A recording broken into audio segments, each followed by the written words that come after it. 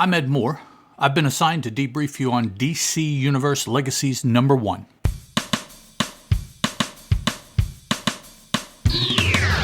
DC Secret Files. DC Secret Files. Dead men in questions and villains so vile. Spectres and manhunters age on the dial. Mysteries, mayhem uncovered in style. Making our way through the pile. One by one we'll go through.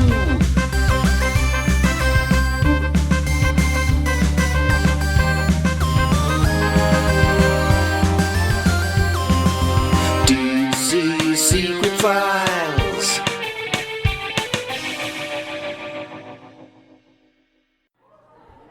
D.E.O. report for May 7th, 2025. I'm set to meet with my contact at a French restaurant, which would have been the default if I'd gotten a meal with David Gallagher in Paris last month. In North Carolina, it's more of a deliberate choice. Ed Moore and I were in similar orbits at the Department of Extra-Normal Operations, but despite circling each other for years, we just met for the first time a few months ago at Amelie's French Bakery. It was a large space near the Heroes Conference, so it turned out to be a natural place to orient our parties. Since we both happen to be in Charlotte at the moment, we could start there and talk about these Golden Age heroes Commander Kelly had put me on while we took the long drive to the regional DEO headquarters. At a French restaurant, because you liked it so much, you couldn't just go cold turkey. Right. There you go. Welcome all to the second episode of DC Secret Files, the definitive podcast of the DC Universe 1993 through 2011. This show is a sort of authorized continuation of Rob Kelly and the Irredeemable Shag's Who's Who podcast, which covered the DC Comics maxi series that married new art to a brief encyclopedic entry on their characters and concepts, up until around the year 1992 in their publication history. As with that show, this one will be two fanboys talking about DC properties, but we'll be using the entries from the successor volume, the series of Secret Files and Origins specials that ran from 1997 until 2010, plus a lot of supplemental reference material to bridge the gap. Along those same lines, we don't even have an actual Secret Files comic to cover in this episode, so the entries we're discussing will come from a variety of sources, not a single book. To tie it all together, though, we'll look at the first issue of a maxi series called DC Universe Legacies, which covered the company's in-comics continuity from its 1980s reboot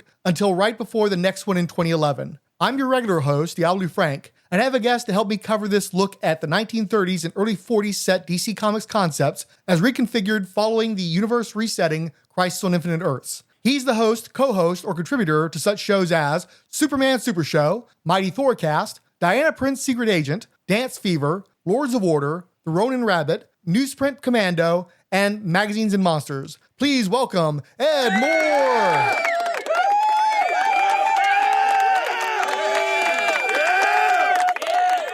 Wow, I don't know that I've ever entered a room to that kind of fanfare. Thank you very much. I appreciate it.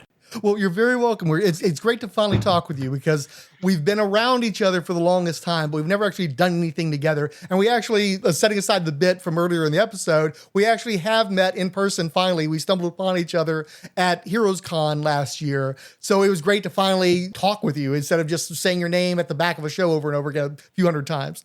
Right, absolutely. Yeah, it's. I think a lot of times in the podcastosphere, it's the other way around. Somebody, they get to know each other over the microphone and then they meet in person. But we have the advantage of it being reversed, which is kind of the old school, more normal way. You meet in person first and then you do this podcast thing. Right. And I don't remember necessarily what we talked about. It was just nice to actually get to see you in person and put a face to the name and everything. Oh, absolutely. I remember sitting there and I heard you talking and automatically I'm like, I know that voice. And I asked Darrin, is that? And he's like, oh, yeah. I was like, yeah, I knew it. That voice, I recognize that voice because, like I say, I've listened to that voice for easily the last 10 years. So it definitely sounded familiar.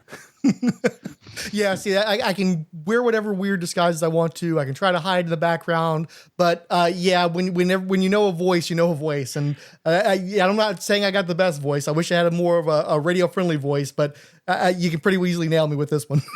Well, and it's time. The longer you listen to it, the more it's like, yeah, okay, I get that voice if it was across the room or on the other end of a phone or whatever. You would recognize the voice. Yeah, so that's where I was with yours. And now, though, we doing something together, so that's pretty cool. Yeah, and I've had that thing with other folks too, where especially with foreign accents, I'll struggle with it early on. But after listening to, like Paul Hicks for years, then okay, I've got the Aussie accent down. I'm getting familiar with Doug Adamson from Crisis Tapes, Monitor Tapes. So it's like, okay, familiarity helps. Yeah, the accents kind of fade away because you're used to it, and you can pick up the speech better despite the accent. Absolutely. And you're one of the more comic knowledgeable people that I know, because I know a lot of specialists, and I'm trying to take advantage of the DC guys. It's one thing, I haven't done a lot of DC podcasting where I rope in other people. Most of my DC stuff has been solo. Most of my Marvel stuff has been with my close friends that are here in town. So it'll be a good opportunity for me to take advantage of their knowledge base. But you have such a huge, broad knowledge base. I mean, you can tell from all the shows that I listed off. You've got, black and white 70s magazines. You've got deep dive 80s indie black and white explosion stuff. You've got Marvel. You've got DC. You've got Stan Sakai. You got a little bit of everybody in your background. Well, I appreciate the kind words. I would hope that, honestly, after 40 plus years of reading these things, that something would stick and I would be able to put it to use somehow.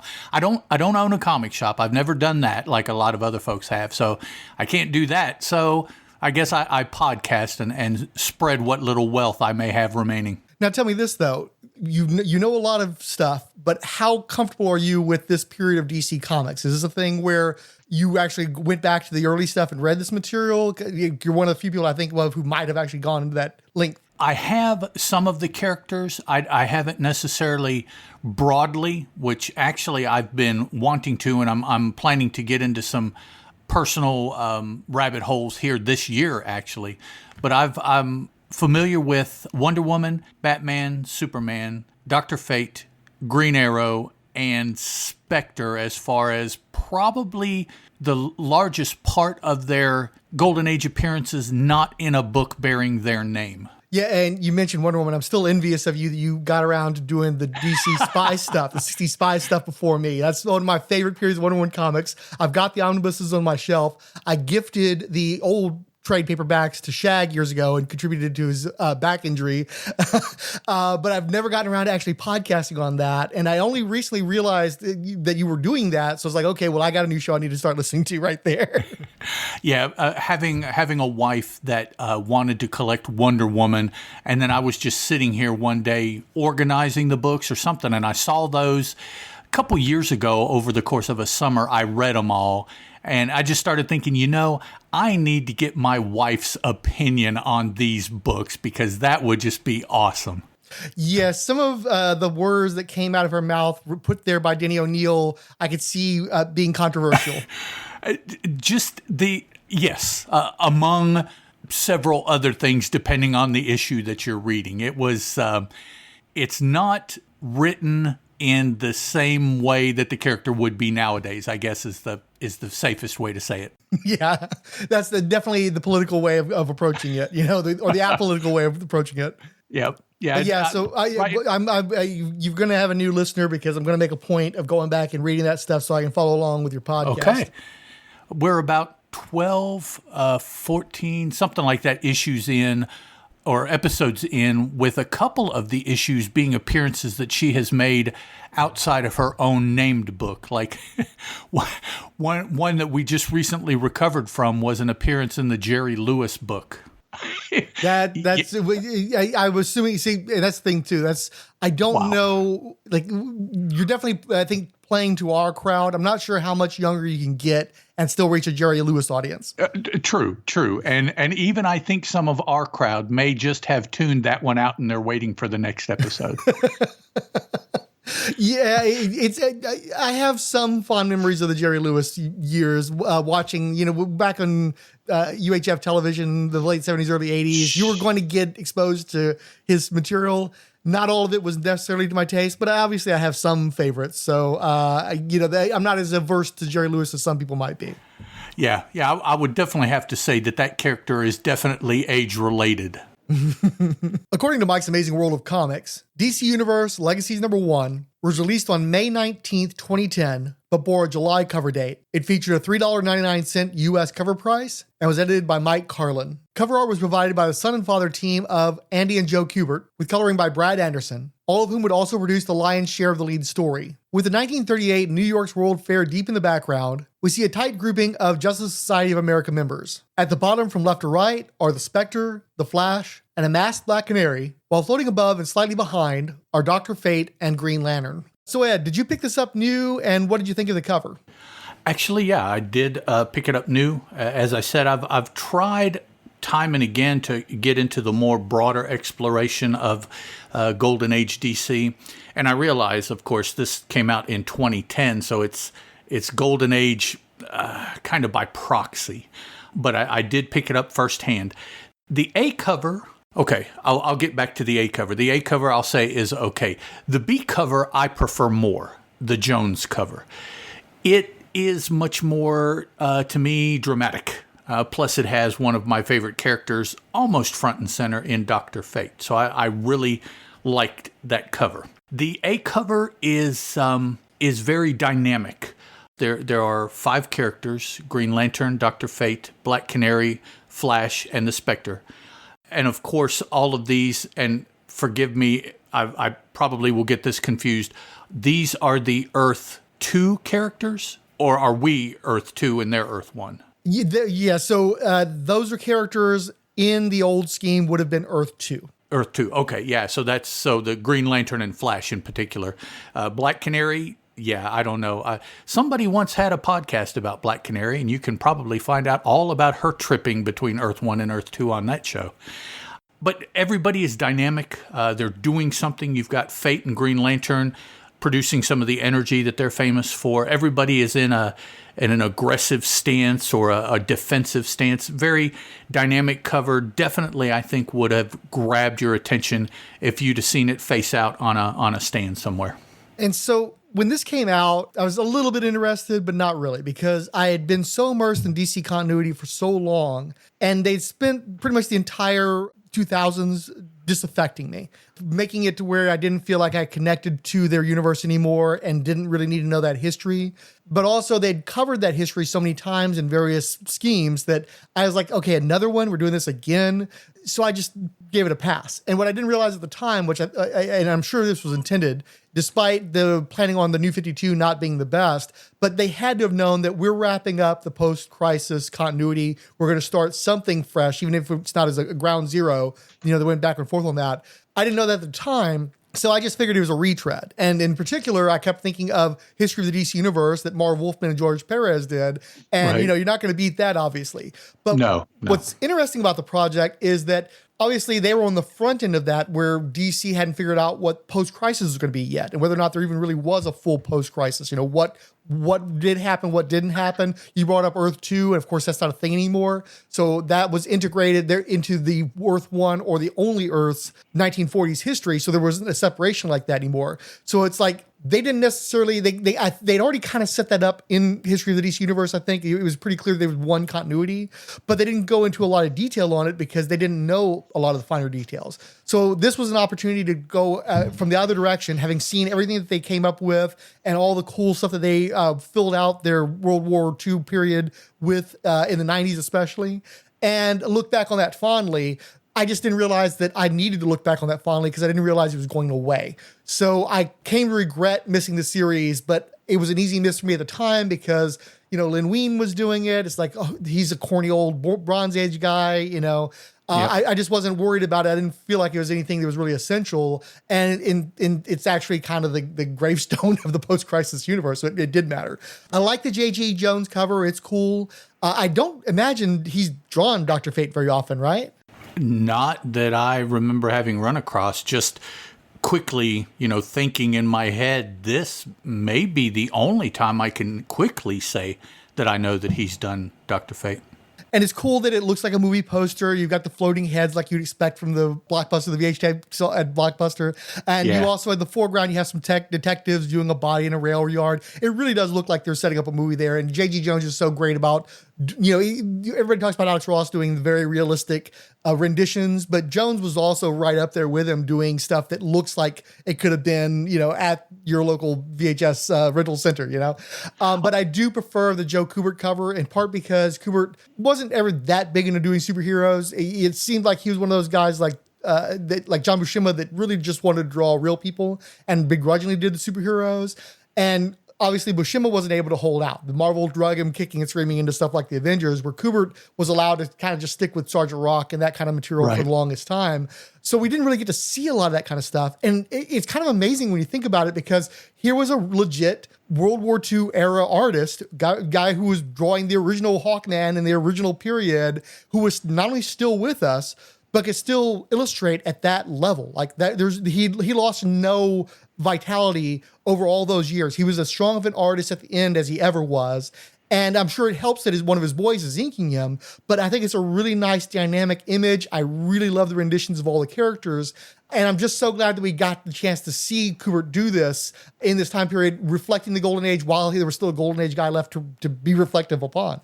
Yeah, absolutely. It's somebody who was there drawing something that, they easily could have been involved in. In fact, they were at times with the creation or very early portions of these characters' careers as far as comic book art goes. And yeah, it's plus it's just great to see Kubert. As you said, Golden Age and Kubert, they kind of fit with me. So seeing something, even a faux, and I say that because, of course, this did not come out anywhere near the Golden Age, but the characters, the occurrence of the story, and the artist, and it seems to fit together really, really well. Before we talk about the lead story and legacies, I'd like to take a look at a few characters that precede the Golden Age of superheroes, arguably part of the Platinum Age. Speed Saunders debuted as the first feature in the first issue of 1937's Detective Comics, the first ever comic book governed by an overarching theme. His creation is in dispute. Grand Comics database notes, previously credited to E.C. Stoner, based on information Jerry Bales received from Stoner's widow. Ken Quattro, in his book Invisible Men, IDW 2020, however, cites earlier interviews with Stoner himself, wherein he states that his first comics work was for the Chesler Shop in 1939. Quattro credits the story to Craig Flessel, reversing his previous opinion from Alter Ego number 118, July 2013. For what it's worth, the second Speed story was credited as by Fless. Meanwhile, Don Markenstein thought Gardner Fox might have created Speed, and written most if not all of his stories. The introductory caption of the first tale, written on a scroll because Golden Age, reads, "In every large city there are G-men.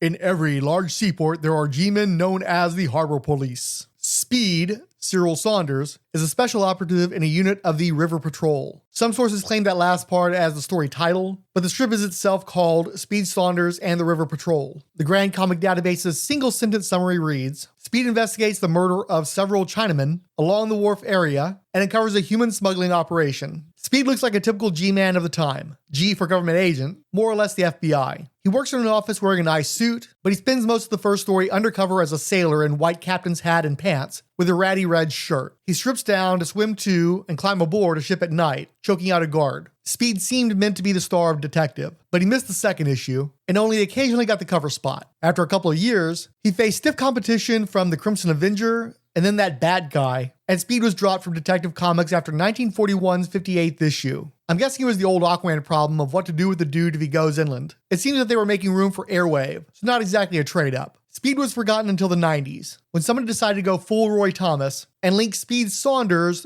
to Shayera Sanders, the original Hawkgirl, even though there's a little difference between the surnames. But hey, now Hawkgirl has a connection to the first Detective comic, and Speed Saunders got 11 appearances in the 2002 Hawkman relaunch on account of being the then modern Hawkgirl Kendra Saunders' grandfather. A couple of years before that, he was featured in Millennium Edition reprints of the first Tech, the initial Batman story, and the debut of Robin the Boy Wonder. So Nepo Daddy is a thing? It's all in who you know. Despite never having made out with Ian Karkle, this dude is apparently still alive somehow, as far as I know. This entry was taken from 2002's Hawkman Secret Files and Origins #1, written by Jeff Johns and Jim Beard, with art by Rick Burchett, colors by Tom McCrawl and Digital Chameleon. It features a very elderly Speed straining mightily to climb a mountain, with a montage of images from his detective days. Tell me about what history you have with Speed Saunders. I have read Speed Saunders on and off. He was one of the characters that really grabbed my imagination because he is one of these characters that you don't see occurring too much anymore, in that Well, he didn't have any superpowers. He was just dude. And so like a lot of the early Golden Age detectives or police officers or what have you, he was Challengers of the Unknown come to mind immediately. They're just a person, but the story is about where they find themselves and then what they do once they find themselves in that situation. And so, you have heroism or intelligence or charisma or what have you. Whereas, of course, being a superhero, you have whatever your abilities are that you can rely on and fall back on. A lot of these early Golden Age characters didn't. And so Speed Saunders was one of those. I've definitely read his Detective Comics appearances from the first Detective Comics up to in the 40s or 50s. And I know I've read those in long ago, but I've read them recently up until like about 6-8 months ago. I've been reading those. So just good non-powery, brainy, adventure-y kind of stuff. You may be the living expert on Speed Saunders at this point. Oh, well, yeah, could be. I don't know how many other people have gone back specifically for him. I know there's a lot of folks who will go back. I'm going to read all the Superman stuff that was ever published, but Speed Saunders is really pretty niche, especially when you figure, he's the boat patrol guy for at least some of that time period. Yeah, absolutely. It's one of these characters that probably they didn't necessarily intend to initially, but they wrote and then they would have characters, and those characters would later go on to do something or be someone. And when you look back in their history, the degrees of separation to Speed Saunders turn out to just be one or two amongst a whole bunch of different characters all the way up until the present. So even using Speed Saunders, you can compare people in the last 6 or 8 years, or not compare, connect people 6 or 8 years past, all the way back to the early, or what is it, late 30s? Is that when Detective 1 came out? 37? Yeah.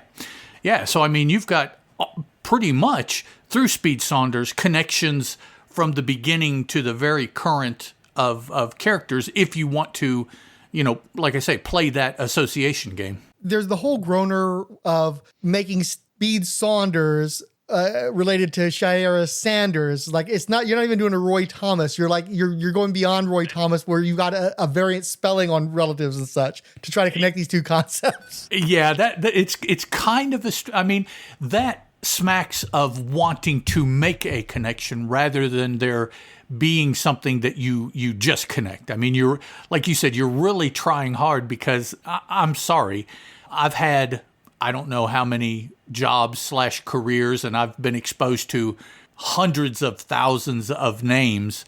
Those two names are not related. No, they're just not related. So, I mean, maybe somewhere on the family tree, but not in the same generation. Yeah, no, not. I mean, you're talking many, many branches apart if you're wanting to use a tree analogy. That's, yeah. They didn't have 1933 in me, Yeah, apparently not. And maybe it's good, because they would have found that there probably isn't much connection between the two. But that said, mocking that as I have to feel the need to, I do love when you go back and you find these characters, especially characters with long, rich publication histories, and you tie them into the core universe.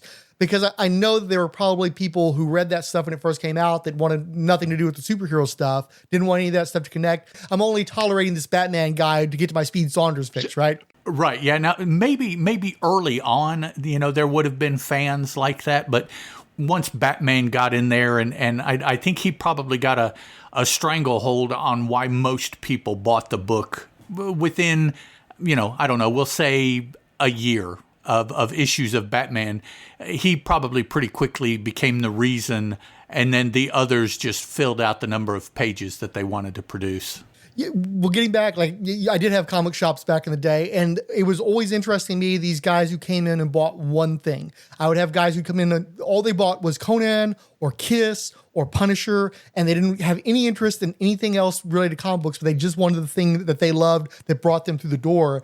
So I do know that there were those guys out there, but I'm also a big fan of what Steve Englehart did back in the 70s, the most fanboy thing possible, where it's like, okay, I'm going to go back to the month of a certain story, in particular a House of Mystery story, and connect all the characters that were published in that same month to this one story to let you know this is all one world. That is such a fanboy thing to do, but that saves a lot of these characters that otherwise would have just gone, again, to the comic book character graveyard. I don't think anybody would have remembered Speed Saunders if Jeff Johns hadn't tied him into the Hawk books. And of course, he gets a new life by being this adventure character within his series. And so even though I don't think there's a lot of people left that was reading the Speed Saunders stuff when it was coming out, again, Roy Thomas might have been one of those guys, and he might still, be shaking his fist or more likely loving it because he's such a Hawkman fan himself. Right. It revives these characters. It revitalizes those characters. And because we love the world building in our comic book universes, it expands upon that because you've got this guy who had all these different adventures, all of it's been chronicled. And you know what it is? It's a guy who's a fan of a Batman who goes and buys this back issue back when you could still get a 1930s, 1940s back issue for a good price. And it's like, well, I read the Batman story. What else is in this thing? And expanding their horizons as well, So I love when characters get brought back in that way. And so as much as I mock it, I'm glad that happened for this character because he did have a second life as a result of that. You say fanboy. I think of it maybe more as truly somebody just being creative. By this time as we sit here now, everything possible, has been written about. There is nothing brand new, I don't think, left. So to maintain interest, why not go back in the huge back catalog that the company that you work for has, and like you say, take a character or two, tie them into what you're doing. It helps you because it opens up your creativity, I would think, as a writer. But it's also going to help your bosses because now people are interested in characters, and maybe the back issues and the back trades and things like that, they can actually put out and sell now instead of just languishing and pulling out an IP once every, 25 years to maintain the copyright on it or whatever they do. Especially now, a lot of the things that I read that are contemporary, they don't have the soul, I don't think. And that is one of the things I think that would help is if they could tie back into what happened before rather than just coming on and saying, I'm gonna stomp my foot here and make my mark, and then I'm gonna leave and go do something else. Tie it all together. DC, Marvel, Dark Horse, whoever it is you're working for, it's one big world. Connect it together and make it one big world. What it reminds me of, I was of the age where I had access to the Migos and the full-size G.I. Joes, the dolls and stuff. But really, my toys were the 3 3/4 figures. I was there for the launch of the Star Wars figures and then G.I. Joe and so on. And because Mego was still trying to be in the action, they were licensing stuff like MASH. And being poor, I would buy the 75-cent MASH figures, and Dukes of Hazzard figures, what have you. And those guys would serve roles that I didn't have that didn't make sense for a G.I. Joe or a Star Wars character to have. In particular, I think it was either BJ Honeycutt or one of the Duke boys. They were my stand-in for Doctor Strange because I played with the toys that I had available to me. And I think that's sort of the thing with Englehart is that, well, these toys are just lying around. Nobody's playing with them. I like these toys. I'll play with these toys too. Let me incorporate that in. And like you said, that's where you get that expansive world building. It doesn't mean that you have to go out and buy, read the omnibus edition of the Speed Saunders stories, although you've done that and you've enjoyed those apparently, because if you didn't, you wouldn't have carried on with it. So there's clearly value in those stories. And so it's nice when you connect it in some way to this superhero universe and this, because it attracts people to go back and look at this older material and see if there's something there worth reading. Oh, absolutely. I'm sitting here too, and I'm thinking something that we haven't mentioned about Speed. Kind of the rumor, I guess. I don't know that it's really substantiated, that he may have been created and written by Gardner Fox. I am a particular fan of Gardner Fox. So much so that I have read all of his Golden Age Dr. Fate stories, and I've even ventured out into some of his prose to see if there are any like characters or characterizations between his comic book and his prose writing. I never really ran into too much of Dr. Fate or Inza or that world, But the Speed Saunders, there are action adventure, which is what I think they still call it now. I don't know what they call it now, but once upon a time when I was younger, if you bought those novels, Mac Bolan, for instance, that was action adventure. That's kind of what Speed Saunders started out being, and that is kind of where Gardner Fox, his first several prose novels were in that venue also. So there is a definite connection there, and I don't know how many people really know too much about the world that these creators worked in, but a lot of these early Golden Age writers, they did not make bank on comic book scripts like they can now. So they wrote for pulp magazines, pulp novels, or they just flat out wrote prose novels, which are usually they're longer than what the pulp novels were. And so that is where they made their money. They wrote comic book scripts because they enjoyed it. I've always been interested in those writers that actually managed to do both quasi-successfully, because I like to compare the styles of writing between them. But word on the streets, I guess, as the kids say, that maybe Gardner Fox was responsible for Speed Saunders. Gardner Fox is in no danger of not having a legacy in comics. That guy his name will always be coming up because he has such a vital role to play in the form and how the evolution of the superhero genre in particular. But that's one thing that's nice about this sort of thing is that whether or not he created the character, he may have helped to sustain the character. And I go back to Martian Manhunter, so that's somebody I've devoted a lot of time to, created by Joseph Samuelson, who also, as you said, did moonlighting, but of course he did more sci-fi type stuff. Right. Well, Samuelson didn't have a huge footprint in comics. He mostly did like Tomahawk, and that's a concept that has mostly not had a life in modern times for modern readers. But because his name was always mentioned in reference to Martian Manhunter, even though he only did a handful of the early stories, you still have that connection. And like if his kids reach out to me and talk, in an email talking about some of the stuff that he did, and then I talk about that in the blog, maybe somebody goes out and reads some of his sci-fi novels because they have an affection for Martian Manhunter, it keeps their name on people's lips. It keeps their spirit alive. There's something honorable in that, I feel. Oh, absolutely. It's up to us as consumers of pop culture to ensure that aspects of our early pop culture don't die, because once we're gone, exposure to a lot of these earlier things, like when we were, 8, 10, 12 years old, our kids won't be exposed to it, and so they won't have any interest in it as they grow up and get older. So, I mean, it is up to us to introduce movies and TV shows and prose, any pop culture, music to the kids. Now, whether they like it or not, of course, whatever, but at least you'll know by reference. Oh yeah, I used to listen to, I don't know, Fleetwood Mac. My dad used to listen to it all the time, and they'll at least recognize it to some extent, the name. Well, and again, we've seen that a lot in modern times with Spotify and such. Our great band would say be like the Beatles or Led Zeppelin or something. But the kids have more fully embraced Queen. And I love Queen too. They wouldn't necessarily have been my favorite band the way that Beatles would have been one of my favorite bands, but it's still great music and it speaks to that generation. So, and the history of that band means something today that it didn't necessarily mean to a broad audience in the 70s, which was supposedly their heyday. I would argue that today could probably be considered their heyday because they are one of the biggest bands in the world, the most streamed bands in the world, and more generations of listeners know who they are now than they did back when they were touring. So yeah, absolutely. I'm 100% behind that. The great thing about art, you want art to live past you. And if it's great art, it's going to live because people still want it and it still has value. So I'm happy, hopefully this show will be of some service in doing that, a solid to some of these characters as well.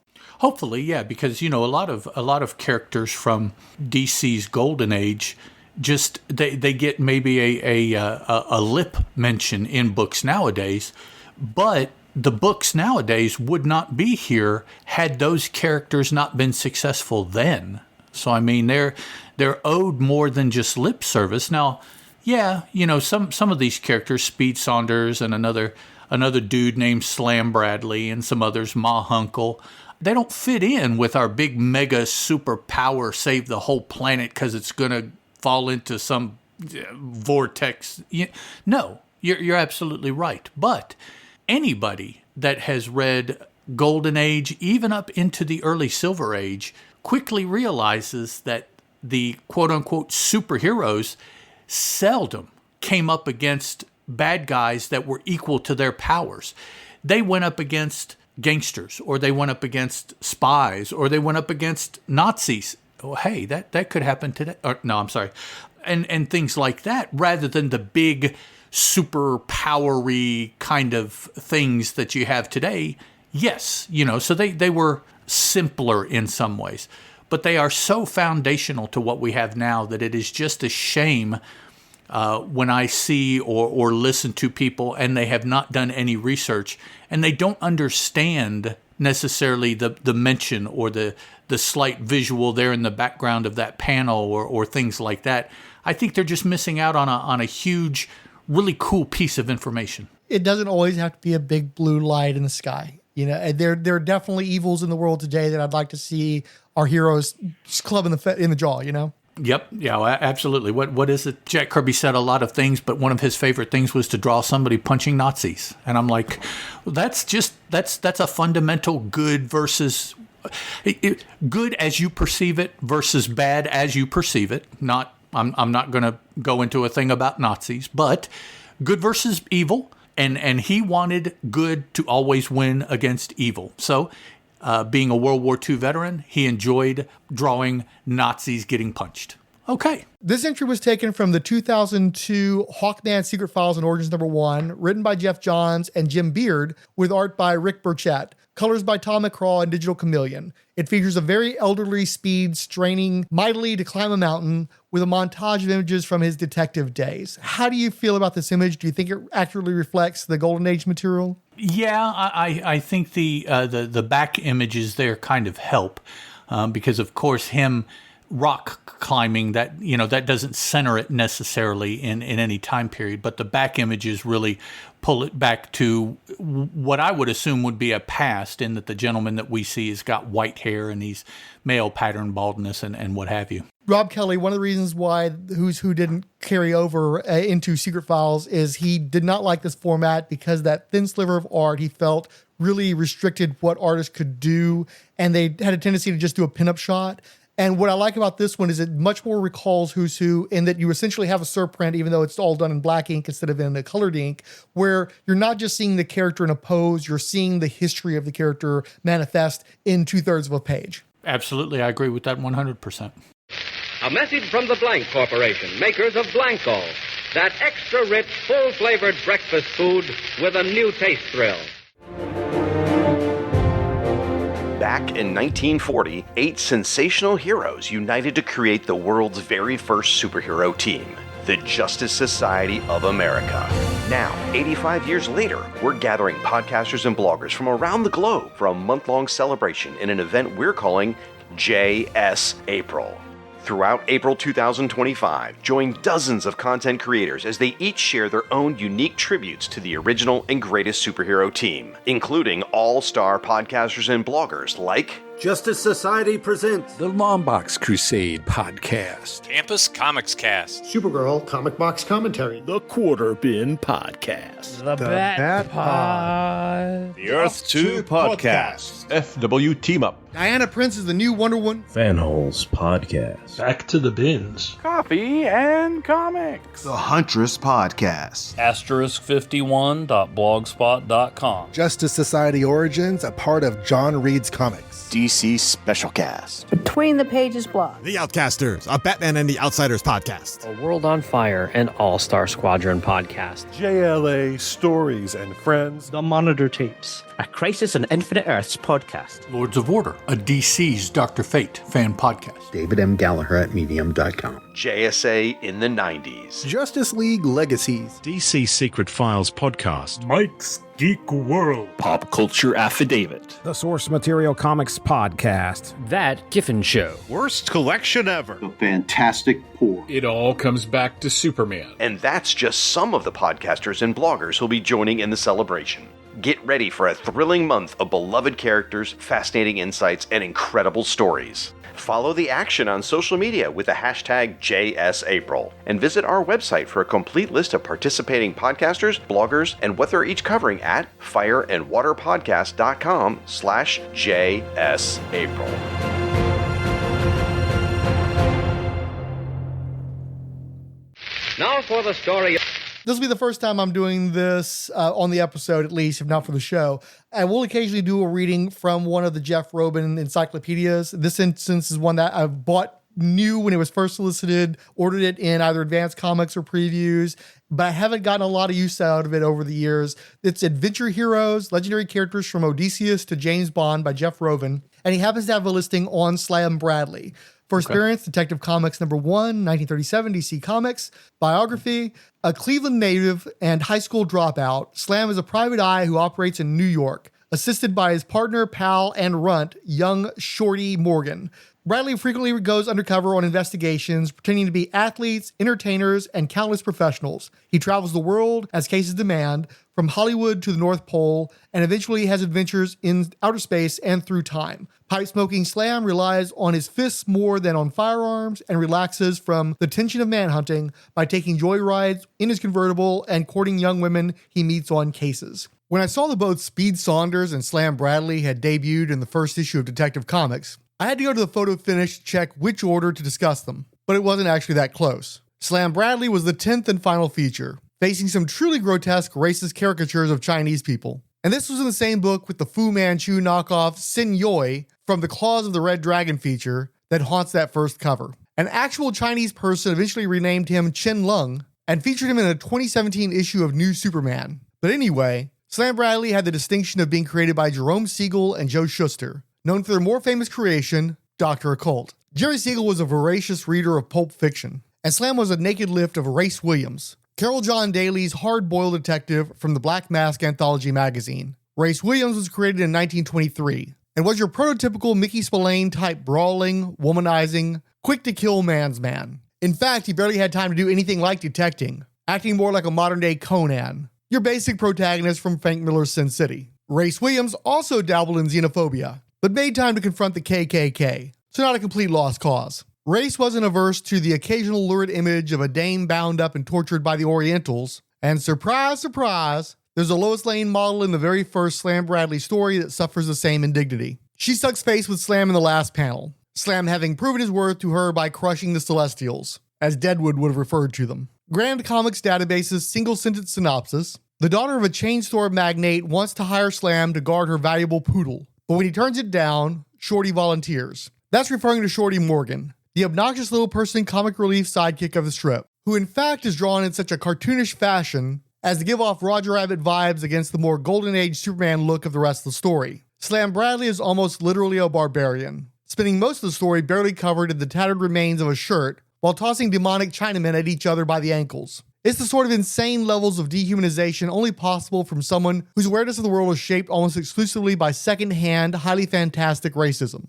Unlike Speed Saunders, Slam Bradley not only showed up for Detective Comics #2, but took Speed's lead spot for that issue. Slam also had a hell of a lot more stamina, lasting 151 issues into 1949, before being replaced by Roy Raymond, TV Detective. Slam took a bit over 30 years off, but returned for 1981's Detective Comics #500, and 1987's 50th anniversary team-up with Batman, Robin, Elongated Man, and Sherlock Holmes, maybe? Slam was finally revived in 2001 for a Catwoman backup strip by Ed Brubaker, Darwin Cook, and Cameron Stewart that began in Detective Comics #759. When those same creators relaunched Catwoman's solo series in 2002, Slam Bradley made 46 appearances in that volume, a regular in the supporting cast. Slam became a confidant and lover to Selena Kyle over the run, though my understanding is that it was actually Slam's son that put a baby in her. Before I guess that was hand-waved away. Most recently, Slam starred in the 2023 miniseries Gotham City Year One by Tom King and Phil Hester, where he investigates the kidnapping of an infant Wayne family heir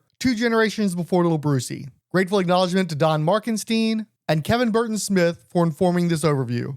What kind of history do you have with old Slam? Basically the same history as I have with Speed Saunders, because they have appeared not always side by side, but they have appeared in the same periodical for a length of time there in the Golden Age. So as I would read about one, the other was there as well or in addition to.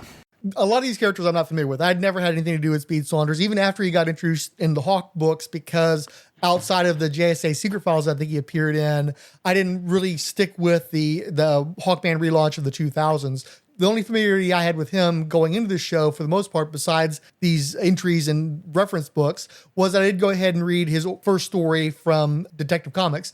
I did the same thing with Slam Bradley. I would not see myself continuing to have read Speed Saunders past that first entry, but the Slam Bradley stuff spoke to me more, in part because it was just so much more outlandish and kind of grotesque, but grotesque in a way that's like, wow, that sure was the 30s, wasn't it? Yeah. But the big draw for me was that you had Joe Shuster drawing it. And I am a fan of the Golden Age Superman, and that was one of the earlier comic books that I had through the treasuries. And so seeing that vital energy, that pulsive force, he was never the finely crafted artist. Nobody was ever going to be like, I want to, be Jerry Siegel when I grow up. But to some degree, they should have been, because like Jack Kirby, he influenced so many creators to draw in a way they hadn't before. So many of them were so staid and drawing from the turn of the century newspaper people. Joe Shuster really brought that propulsive energy to comic books, that action, that motion. And he didn't maybe draw it as well as somebody like Kirby did, but it's so primal. It speaks to me at such a core level, such an intrinsic level, that men's adventure quality. And it leans very much into that with the bondage and the racist caricatures and the slam bam action, shirts ripped off, big old muscles. It looks like McBain on The Simpsons in some of these panels, but it's really exciting to see. And as long as Shuster's drawing it, I have some interest in checking out that material. I'm not sure that I'm there for some of the more staid people that followed, but as long as Shuster's doing it, it's worth at least taking a look at for me. I agree completely. Something that I have kind of set in my mind from reading Shuster, both here and in Superman, is that coming from the newspaper, if you get close to the actual picture, the line work does suffer, particularly with someone like myself that voraciously reads contemporary comics, which I promise you I need to stop, and I'm trying, but it's just so hard to do at this point. I much would prefer to read the backlog that I have, but I'm in the fear of missing out contemporary reader. But say a George Perez or a John Byrne, billions of lines, immaculate line work. But Shuster, when you backed away and looked at the whole picture, there was not a question as to what he was trying to do with the artwork. I will say, at times with the highly detailed artwork, even though it's pretty to look at, you can't always tell what's going on because there is just too much there. With a newspaper panel, the art is very less detailed, but what lines are there all have to have a purpose and a point because you don't have a whole lot of real estate to work with. And that is what, in my mind, Shuster brought to comics, was being able to do that as you flipped pages and looked at the whole page, the whole panels. The storytelling was just impeccable compared to some of his contemporaries that I have been exposed to anyways. There is a definite higher level of dynamism with Shuster than some of his contemporaries, even in the same issues of books that you're looking at. Let's just be honest. It's utilitarian. It's like, I want you to feel a certain emotion. I want you to feel it as quickly as possible. And in the space that I have available, we've had decades of decompression. We've had decades of the writer being in charge of comic books. And there's a reason for that. There's a reason why you had such a backlash against artist-focused comics from the 90s. There were definitely deficits there. But there really is something to compressing, to getting as much bang out of every single panel, to make every single panel count and propel the story and get you through 6 pages as quickly as possible and tell you as much story of that space as possible. You don't necessarily want somebody to linger on an individual panel. As much compression of action and story as you can have in those books, you want their eyes to keep moving. You want them to be excited. You want them turning those pages. And this art style works for that. It communicates everything you need to know to follow what's happening. And it's exciting, and you just keep going with the story. It's a different way of telling comic book stories that really it does somewhat harken back to the 90s, but obviously they had a grounding, and they told a complete story in a fairly short span of time. So it wasn't this interminable thing where we're going to drag out one action scene after another for issue after issue after issue, and we're going to charge you $2.50 for every one. It's like, no, we're going to charge you, a dime, and you're going to get 8 of these things in one comic book, and you're going to be excited paging through every single one of them. So, and if you need to slow down a little bit, you'll get a text story in the midst of it. You can read that and kind of chill out for a little bit, kind of a cooling down period. So, I think Schuster is really great at what he does, and I don't think his name gets brought up enough, given that this guy really built the house upon which we're residing here with the shows like this.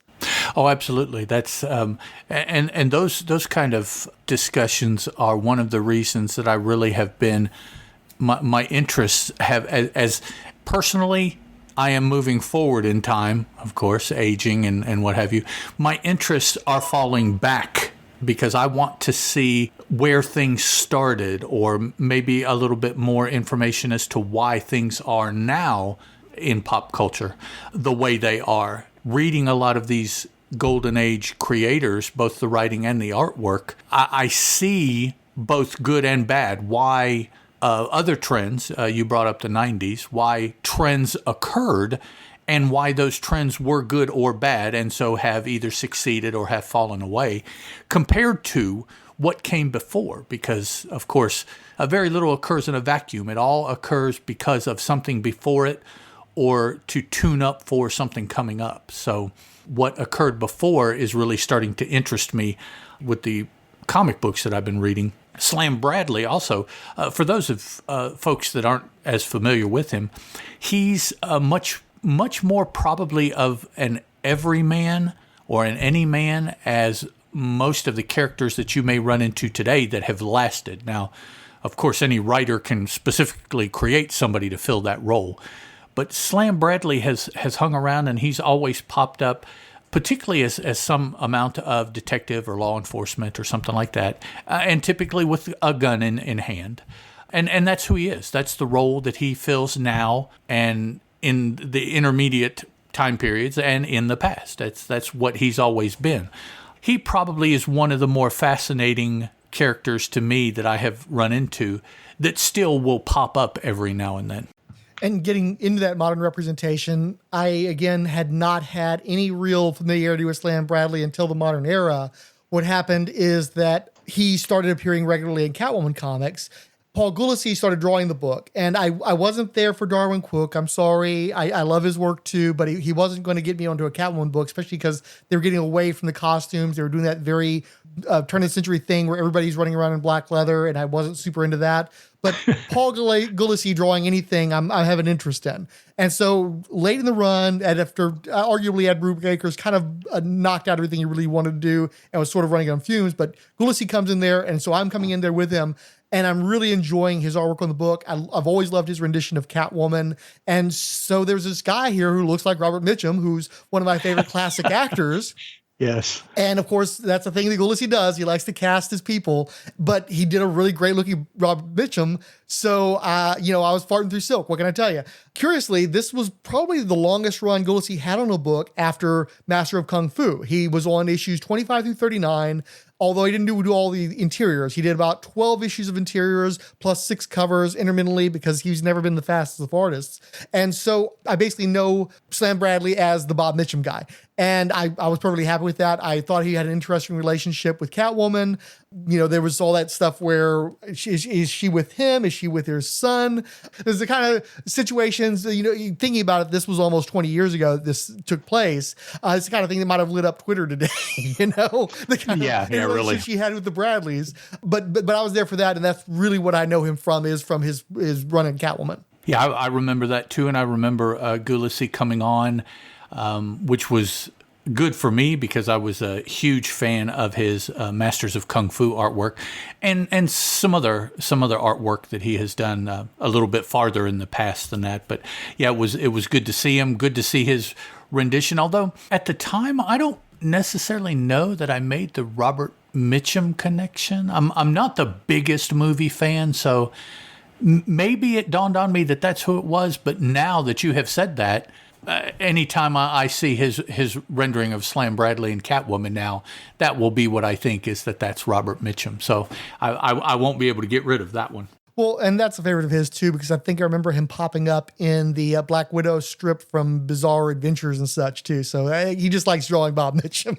Yeah, I guess so. It must be he's a fan of that actor too. Because of some Faustian deal where every comic book character gets multimedia representation, but against the backdrop of our cursed 21st century, Slam appears in the animated adaptation of The New Frontier, voiced by Jim Meskimen, and in live action on the CW's Batwoman TV show, portrayed by Kurt Zarka. So this entry was taken from 2002's Catwoman Secret Files and Origins #1, written by Ed Brubaker with art by Cameron Stewart, colors by Tom McCraw, and digital chameleon. It features a battered elderly Slam hunched over a bar, smoking, bottle of hooch in hand, an overflowing ashtray, and a revolver in front of him with a hazy image of Catwoman in the air. So what do we think about this Secret File entry? Yeah, this definitely strikes me more as Slam Bradley. Band-Aid on his head, black eye. He's been in a fist fight. He's drinking, trying to forget. He's smoking, chain smoking, trying to forget.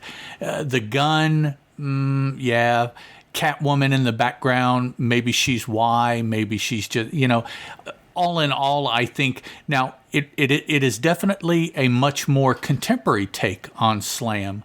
It doesn't necessarily reflect golden age kind of stories that I'm familiar with, like Speed Saunders does, but it definitely is him when I see the image. I don't think that it's taken out of character or anything like that. It's definitely more like what Darwin Cook was doing with the Parker adaptations. It's noir, more so than the Golden Age material was. But I do like that they do tell you a story. They give you a sense of who this guy is and what he's experienced within this revival. It's not just a pinup shot. It got some thought put into it, and I do like the image. Yeah, I agree. This is ABC, the American Broadcasting Company. It doesn't take much remembering to remember the 42,000 victims in last year's record-breaking polio epidemic. That's right. The number of victims was 42,000, of whom 60% were children under 10 years old. Thousands of those stricken youngsters are still sick, still under treatment, still in need of help. The help you can lend by giving to the March of Dimes. The National Foundation for Infantile Paralysis cares for everyone who needs it, carries out research, stands as the greatest single effective block against this dread disease. It needs your help, needs it more desperately than ever before. This is your responsibility, a responsibility best met by giving your dimes and your dollars. Give in the name of your child. Give so that more children can return to their roles as young, happy citizens. Give and give again to combat polio. Keep those dimes and dollars rolling to your local March of Dimes headquarters. Howdy, folks. My name is Ed Moore, and this is the Lords of Order, the Dr. Fate podcast. Dr. Fate's a Golden Age DC hero. He was created by Gardner Fox and Howard Sherman. He first appeared in More Fun Comics 55, dated May 1940, was a founding member of the JSA. Now, why Dr. Fate? Dr. Fate is a pretty cool character. I'll take an opportunity to read about him, to learn about him, and in the process, I'll be able to share that with anybody that wants to listen along on the journey. I'll be talking about one book per episode, so the episode should be relatively short. The website that the show will go up on is bigtimenoise.com/Dr. Fate. That's part of the Deliberate Noise Network. The Lords of Fate, I've set up a Facebook and a Google Plus page for those, so you'll be able to leave comments, and I'll post when shows go live on there also. And if you do want to get in touch with me over Twitter, you can use Teal Productions, Teal.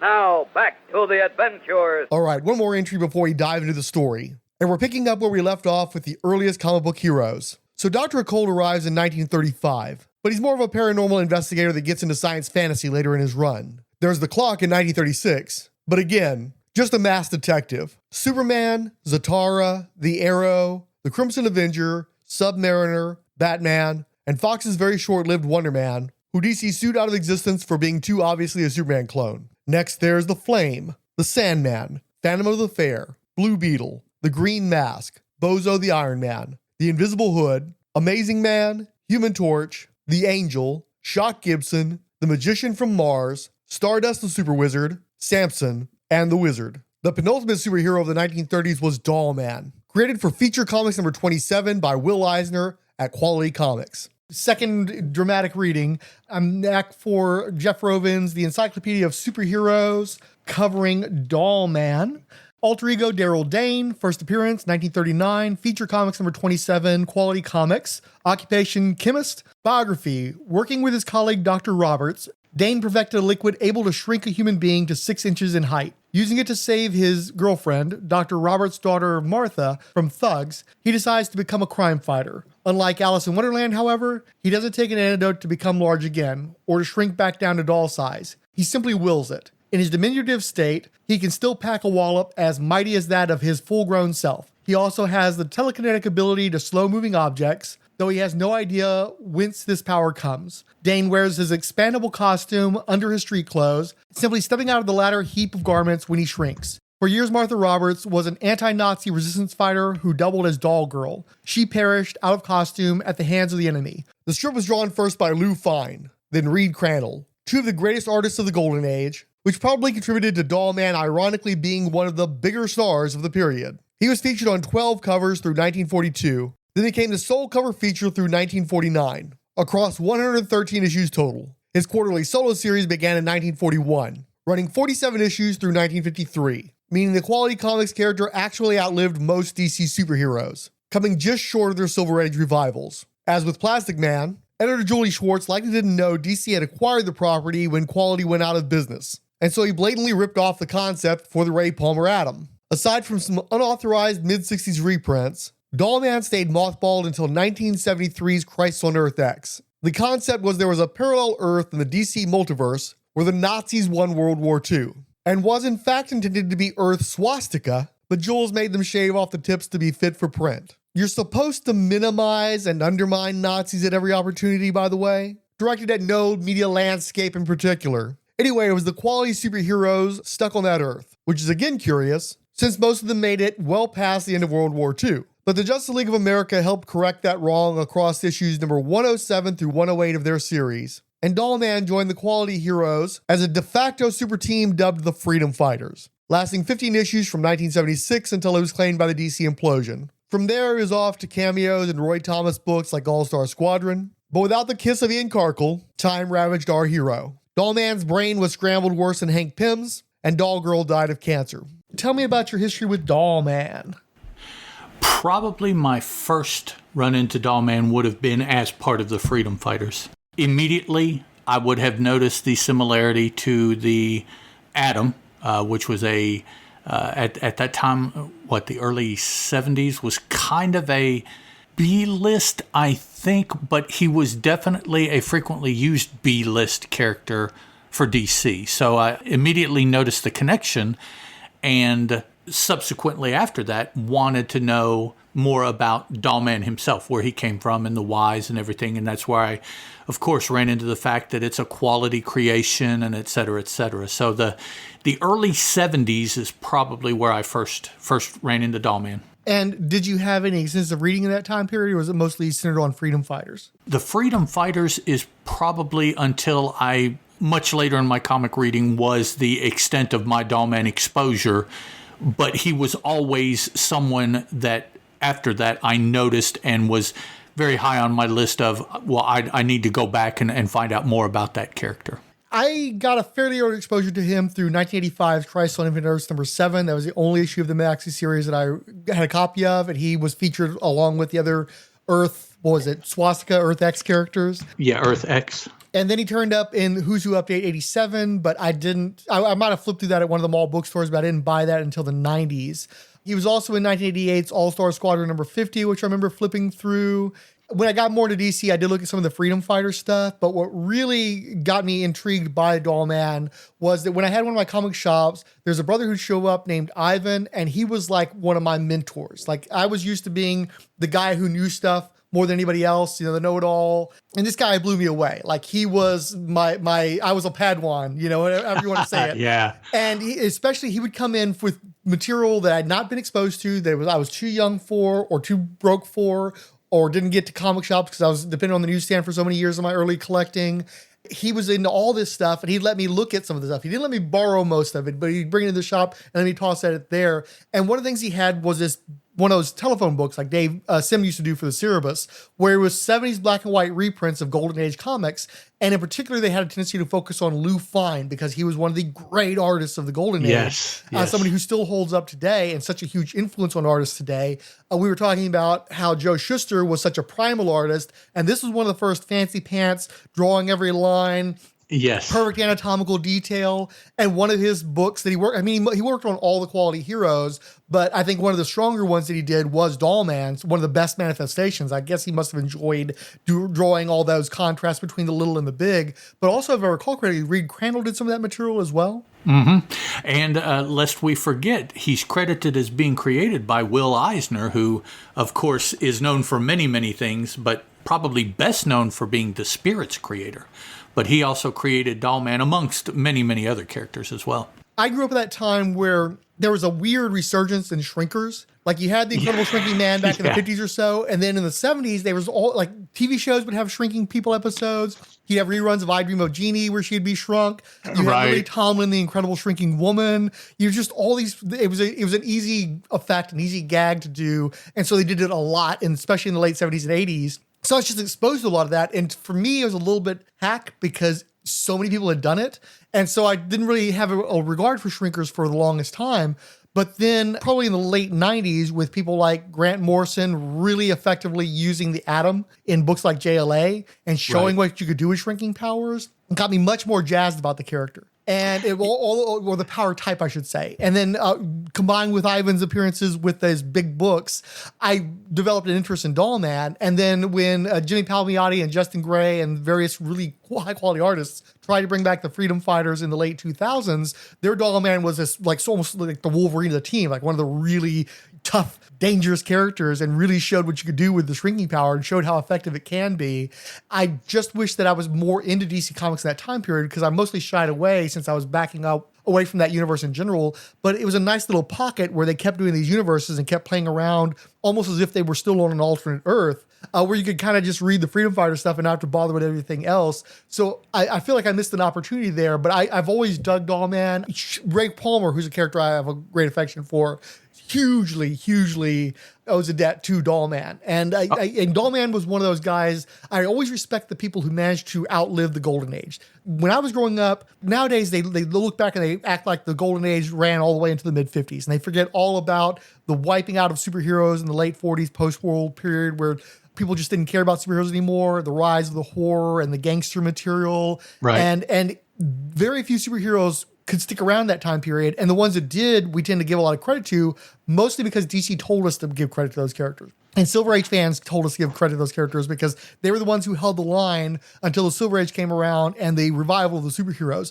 But guys like Dollman were there almost to the end, almost into the Silver Age. I think he managed to make it till like 51 or so.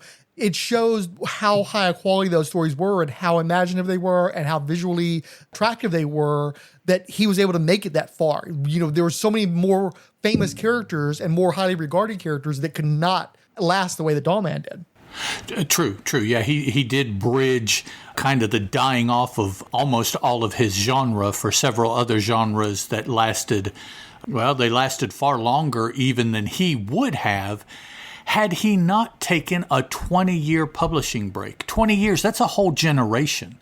So there was a generation where Dollman did not appear. Fortunately, because of the Freedom Fighters' appearance, he was pulled back out of that kind of obscurity, and he's kind of been visible, pun intended, or unintended, whichever you like, until now, on and off as well. There's a lot of interesting aspects of his whole career. Like you said, that he was a superhero. He made it almost through the horror, Western, romance rise. Didn't quite make it. Wasn't published for a whole generation. Got picked back up and has been published on and off since then till very recently. So all of that must mean that there is something intriguing to a wide spectrum of people about the character or about the person that is the character, or something about him has been able to maintain. He does kind of fall into the nostalgia rut, though, because as you said, he's got that huge publishing gap. And he's published by DC Comics, who already has their shrinking character, who already has his own struggles with visibility and popularity. Right. And so when he comes back, it's already well into the 70s. You know, we're late 70s. Sha-na-na, looking back on the 50s, much less the 40s. There's that strong association because he was on Earth X as a Nazi fighter, even though I don't really feel like that was a huge part of his original comics, but the association has been so strong there and has continued to be strong since the 70s that it makes him very dated, it seems like. And also, let's be honest, while it's visually striking to see that the booties and the cape flapping, everything else like that, it's not necessarily what modern era comic book fans are going to be drawn to. It's silly by modern context. And an update may benefit him, yes, particularly as far as his outfit goes, which they have tried subsequently, but still, you know, when you see him, you typically see the booty cape aspect. And I mean booty as in feet, people, not that kind of booty. Get your mind out of the gutter. Well, people. I mean, his legs are pretty thoroughly exposed, so there's a bit of male booty in the mix as well. Yeah, they are. He's wearing some hot pants, I think, is hot shorts is what he's got there. So, yeah. He needs to court that Nightwing audience. And there you go. The side-by-side image is what's going to meme up next. And again, we'll go ahead and use that to segue into our reference coming from Temporal Comics, Heroes of the Golden Age, reference guide number 2, published in 2019. The entry was written by Julia Lai, laid out by Darrin Wiltshire, with art by Chris Malgrain. It features Dollman standing in front of a pencil, fist raised while screaming with his eyes closed. And again, that domesticity where it's like, look, here's our superhero and here's a pencil, establishing scale, but not necessarily the thing that makes you think, wow, this guy's super powerful. He's got a number 2. Or maybe he had to go number 2. Yeah, no, never mind. Even that is a very, very old reference. Nowadays, I don't know what they would show him up against, an iPhone, I guess, or something. You know, I don't know. But the fact that he's compared to a pencil automatically puts him in a time and place older than our own. Well, I mean, simply having a plain old pencil, you know, who even writes with pencils anymore? If you're not an architect or something, a draftsman of some kind, like people don't seem to use a lot of writing utensils anymore, but particularly pencils. No, I'm sitting here at my desk and I'm looking around. There's not a number 2 in sight. So yeah, I don't have any either. And one thing they did a nice job with in the revival from the 2000s is they changed his costume to look more like a G.I. Joe, and they actually had him burst out of a G.I. Joe style packaging. Unfortunately, he's assassinating people, so not necessarily the golden hero that you might expect, but that's how they established scale, was they had him burst out of like a blister pack to show he's a little guy with some big kill ratio. Yeah. But now this art is very John Byrne indebted. I would rather a Lou Fine type of thing, but I think it's good for what it is. Yeah, you're right. It is very Byrne-ish, isn't it? It does what it's supposed to do. He's a hero. He has a cape. Initially, though, I would think he must be some kind of strong man because he seems very muscled. But then you see the pencil, and it kind of throws you. And then, of course, when you read the entry, if you didn't know Dollman, you would realize what they're trying to do. So the artwork is good. I don't know that the subject is the best way to get across what they're trying to do, but in tandem with the prose, I think it works just fine.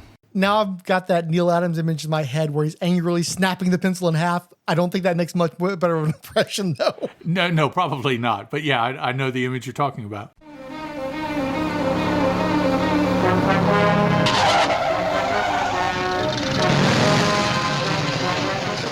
Now we're going to get into the actual comic book that we're using to scoop all these characters up in. DC Universe Legacies number 1. Story A of 2, In the Beginning, is by Len Wein, Andy Kubert, Joe Kubert, Brad Anderson, and Rob Lee, with Scott Collins and Michael Atiyeh, who do a bridging sequence that's going to run throughout the miniseries. I'm just going to quote Grand Comics Database as far as the story synopsis. Paul Lincoln recalls how, when he was a child in Suicide Slum, working for mobsters with his buddy Jimmy Maloney, he encountered the Crimson Avenger, the Sandman, and Atom at the dawn of the heroic age. You said you bought this one new. What did you think about it in the time period, and how do you feel about it in reflection? In the time period, I enjoyed it. I'm pretty sure I enjoyed it enough to buy the series. I don't remember otherwise, and I certainly have gone through, like most of us, 2 or 3 collections by this point in my life. I can't remember my initial collecting phase, but I'm pretty sure I bought all of these off the stand.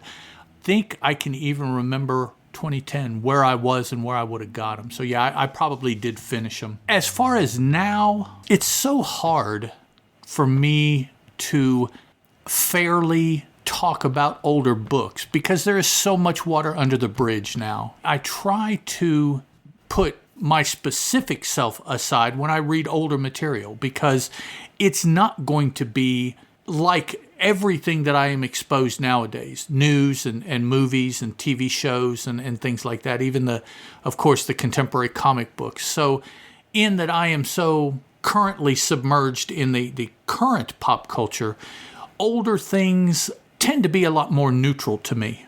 If I read older books and I'm entertained by them, I don't immediately put it down, then I think that it does what I intended it to do. And so after that, I can say, well, I did or didn't like the artwork or maybe the characterization of this particular character. But as a whole, I didn't have anything against what I read when I read this. I've read it, I don't know, probably 2 or 3 times over the last week or so. Nothing sticks out at me as being a no, shake my head kind of thing. So it did what it was supposed to. I was entertained, and I would gladly, if I had the time and the book in front of me, move on to the next book, to see how they carry on the 2 storylines, or if they both carry on, or whatever they do with the next issue. So this is the kind of thing, I'm almost glad that I didn't buy it when it came out because it's fairly straightforward. It's doing a Marvel's thing where we've got a character who's going to allow us to look through the history of the DC universe from the common man perspective and bridge all those years and such. You've got that one page where they have the newspapers from the Daily Star, the little articles, and it did bug me that one of the articles was headlined, Mighty Might Rescues Students from Cave-In, which is clearly a reference to Ray Palmer's origin. They're talking about Al Pratt. It's like, come on, guys. You know this stuff. What are you doing here, Yeah. But looking at it from a remove, I'm looking how great this artwork is. Joe Kubert has got 2 more years left in his life. I actually got to meet him shortly around this time period. He turned up at Houston's Comic Palooza. I tried to get a sketch out of him. He wasn't doing that anymore, but I did get to talk with him a little bit. I should have brought up Rob Kelly, or if I did, I don't know. I don't think I had the nerve to do that. But it was nice that I got the chance to meet with him. And it's just amazing too, because again, this guy was still around from the Golden Age. And then Len Wein only had 7 years left in his life from the time this book came out. And, obviously Len Wein was probably a child at best when Joe Kubert was a professional in the industry. Right. So obviously them not being with us anymore gives this a little bit more resonance than it might have otherwise. But also, regardless of whether or not they knew how much time they had left, they knew that their careers were probably running out. Joe Kubert wasn't doing as much work. Len Wein certainly wasn't doing as much work. And this is such a reflective piece, and they're both playing around with materials that I would hope that they have an affection for. That makes it more meaningful to me now. Knowing that that was one of the last things they got to do. I think it might have been one of the only times Len Wein ever worked with Joe Kubert too. Off the top of my head, I can't think of any instances of that. And as a comic book creator and fan, he had to love having that opportunity. So I'm really glad this was presented to them. I do wonder too if maybe Len Wein put a little bit of himself into the story with that lead character. And maybe telling about, some of his life experiences. I don't know. I'm just speculating here. I also wonder if going into the project, he knew that he was wrapping up a university he helped usher in, because obviously Len Wein was a major editor in the mid-'80s, was definitely involved with a lot of the Crisis material, helped to shape the post-Crisis universe, and now he's putting it to bed as well. So I do like that continuity to it. But I do wonder if he knew that's what he was doing at the time. Well, I guess romantically, we would like to think that, yes, he did, and this is some of his homaging to the things in the past and maybe getting those last aspects of the respect that he has for these characters out of his system. Romantically, I suppose as a reader, we would like to think that. Not that that's not the case. I mean, that may very well have been going on. At this point, of course, without being able to ask the man, even then, he may not have completely remembered, he or Kubert, why they did some of the things they did. It's always interesting when I listen to contemporary people talk to older creators. because they always want to take the creators back to 50 years ago. Why did you decide to draw his shirt pink? And it's like, guys, they're not going to remember.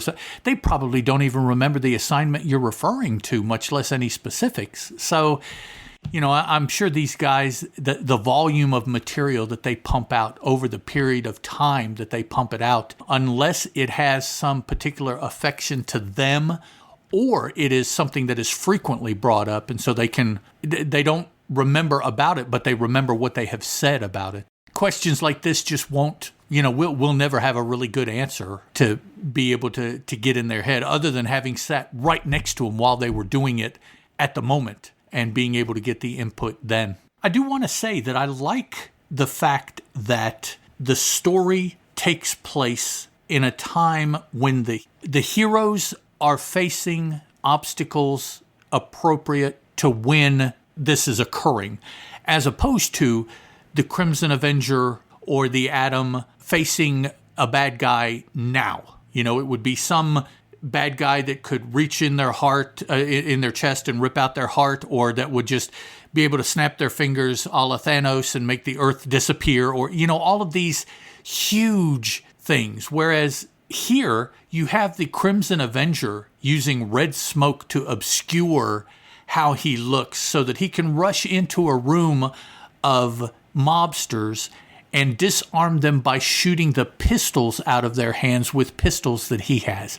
That I find such joy in seeing and reading those pulpy kind of things. That I had so much fun with the first appearance in the story of the Crimson Avenger and of Sandman, because it was just so street level, down to earth, which are, those are words that are thrown around nowadays about somebody like Spider-Man or Daredevil in Marvel. It's like, well, I don't know that they're necessarily street level heroes.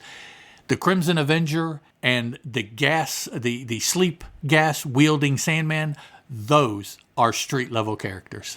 I'm not a big Silver Age guy. I got tired pretty quickly of people with incredible powers foiling bank robbers. But reading this story reminded me that in the Great Depression era, the common man had a real relationship with crime. Like, they were affected by it directly. It was widespread. Corruption was widespread. Everybody was having tough times. So it was something that you were very familiar with, and something that you'd be very angry about and take very personally. And it's just addressed very differently in the Golden Age. And that's reflected in the story in a way that I don't recall, off the top of my head, feeling as much when I would read these stories in the past. It's like, yeah, these guys had an intimate relationship with this violence. They knew these kinds of people. They got shook down. They got mugged. And they were hurt by it, and they were angry about it. And having somebody to avenge them in this small way, this intimate way, it's one of those deals where I think by the 50s, with the status quo, it was just like, these are your stock villains, and these are bad people do things like they steal from banks and such.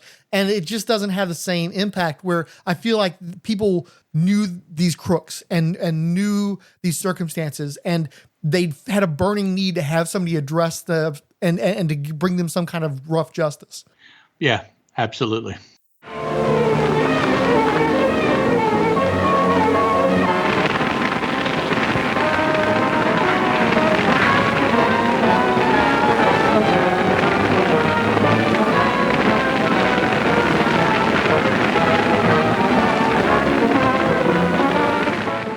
We can move on to Green Lantern. And once again, I'm going to read from the Jeff Rovin Encyclopedia of Superheroes.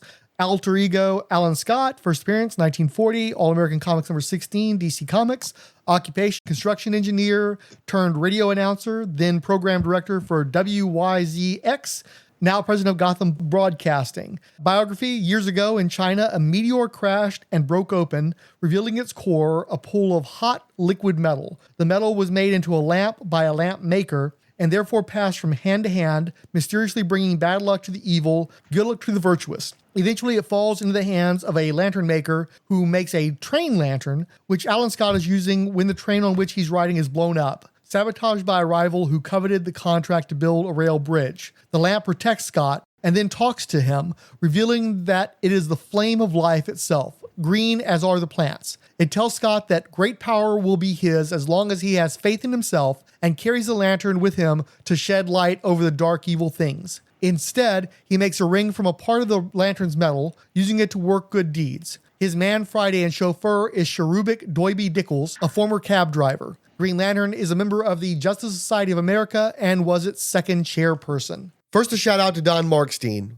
from whom I cribbed most of these notes. Green Lantern Alan Scott debuted in July 1940's All-American Comics number 16, having been created by artist Martin Nodell, with polish and script by Bill Finger. Later that year, he was added to the All-Star Comics lineup with the second issue, then co-founded the JSA in the third.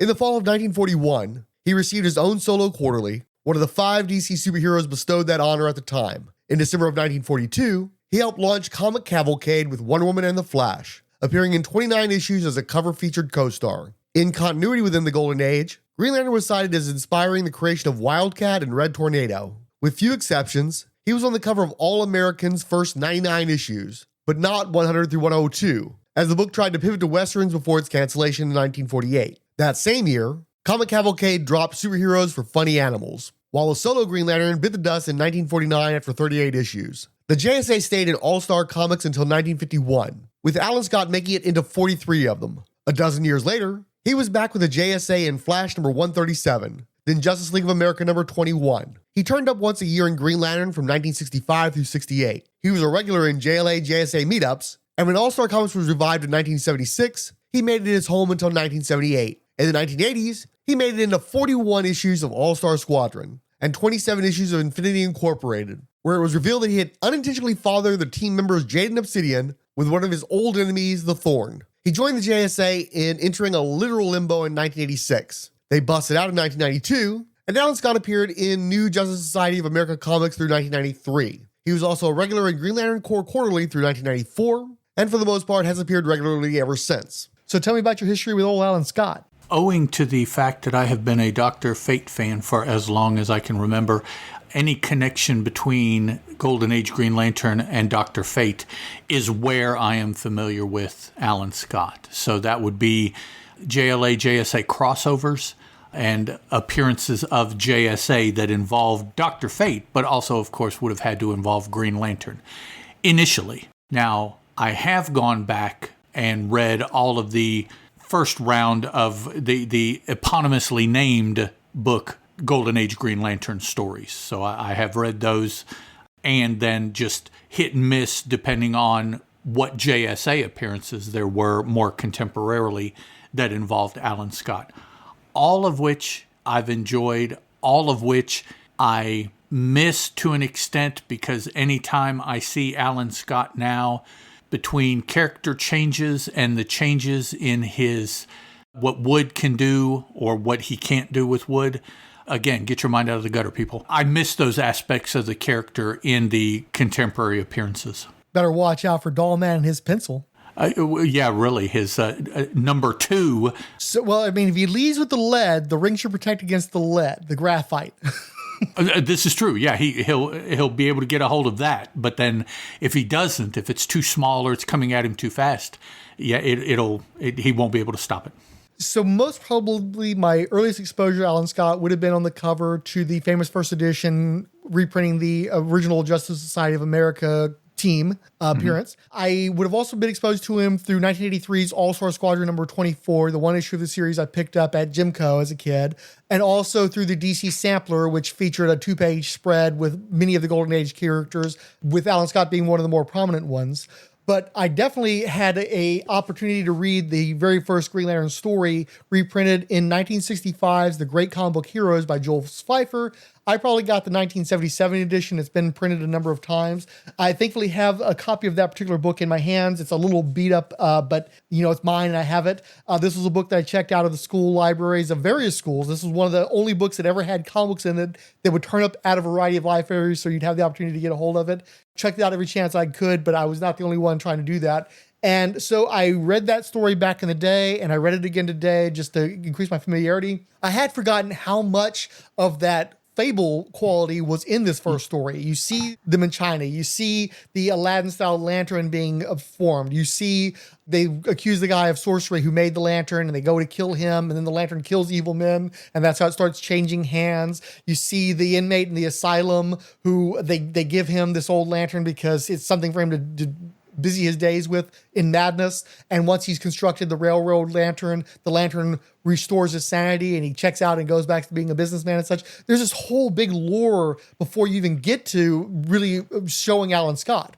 And it is, of course, in modern view, there's a lot of references to this queer light and this queer energy. And knowing that Alan Scott eventually comes out rather late in life, so late in life that he probably shouldn't have still been alive by the time he did it under normal circumstances. But it's hard not to see that because even in this first story, he's drawn very pretty. There's a familiarity of touch with the engineer that's working with him and dies in the railroad crash that makes you think, and I think that they did retcon that, them having a relationship before the crash. Like, I know that probably was not intended, but it really does work very well as a retcon when you go back and you look at the original stories. And it is possible, of course, that at the time that was the intent. And for the time, there were markers, there were flags that they were showing to indicate that because they could not outwardly produce the story that way. That is absolutely possible. Not having lived at that time, I can't attest one way or the other. Anything like that is possible. I just know that, for me, I didn't make the connection with Alan Scott and any type of queerness, which could have been, again, my fault, until much later in my life after I had already associated him with not being queer. It seemed something, to my eyes, something that just was out of the blue, and they made the change. And I just thought, well, and again, it very well could have been me. I never saw anything like that up until now. Where is that coming from? Oh, well, they must just have decided to do that. But as you've pointed out, and I've read other people write on it, it could be an issue that was always there. It was just not something that was outwardly able to be spoken about until much more recently in the character's history, and so that's when it occurred, and that's cool. I'll accept that. I'm not throwing the character away and saying, well, I enjoy everything that Alan Scott has done. As you indicated, the magical, mystical side of it, that was definitely much more prominent in the beginning than anything in the last 50 years of the character. So I do miss that aspect because to me, that's kind of a lacking in the current DC landscape. Are really cool. Now, there's different ways to, of course, define cool, but different cool magical characters. The first one that always comes to mind, and actually I believe she's got a new book coming out, is Zatanna. I've always enjoyed the links between Alan Scott and Zatanna. I've always enjoyed those stories. So Alan Scott is kind of a link in my mind to that more magical, mystical side of things. The more serious side, like Zatanna, as opposed to the maybe more humorous side, like the Black Devil. Not that I don't like the Black Devil, but I just like, I like my magic a little bit more serious. A la Constantine, or Constantine, however you want to say it. Our reference for this entry is from 2002's Green Lantern Secret Files #3, written by Scott Beatty, drawn by Martin Nodell, co-creator of the character, colors by Tom McCraw and Digital Chameleon. It features Alan Scott powering his ring with a lantern battery with a couple of floating heads in the background, specifically the Chinese gentleman who fashioned the first Aladdin-style lantern, which maybe a little bit of a culture clash there, but who knows? Yeah. Maybe some Silk Road influence there.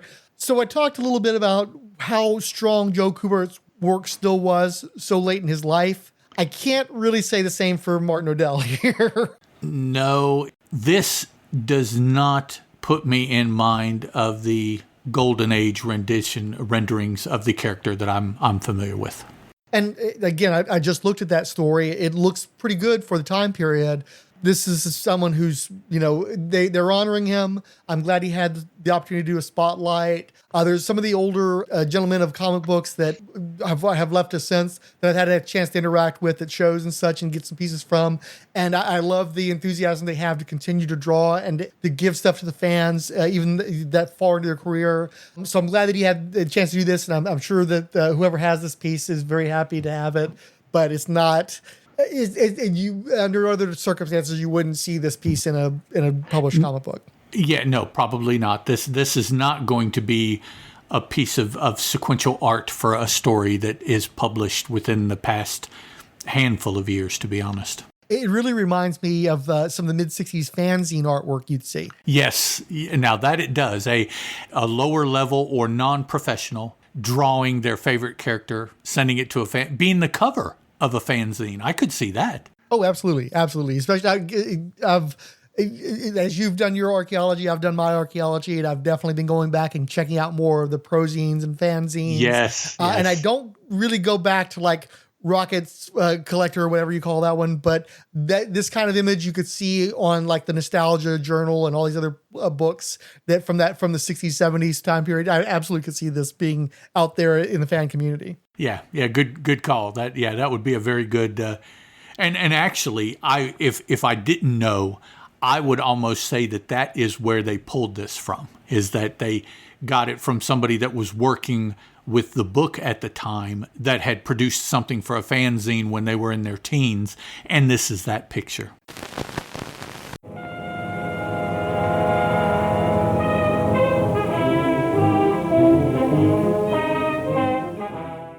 Drama.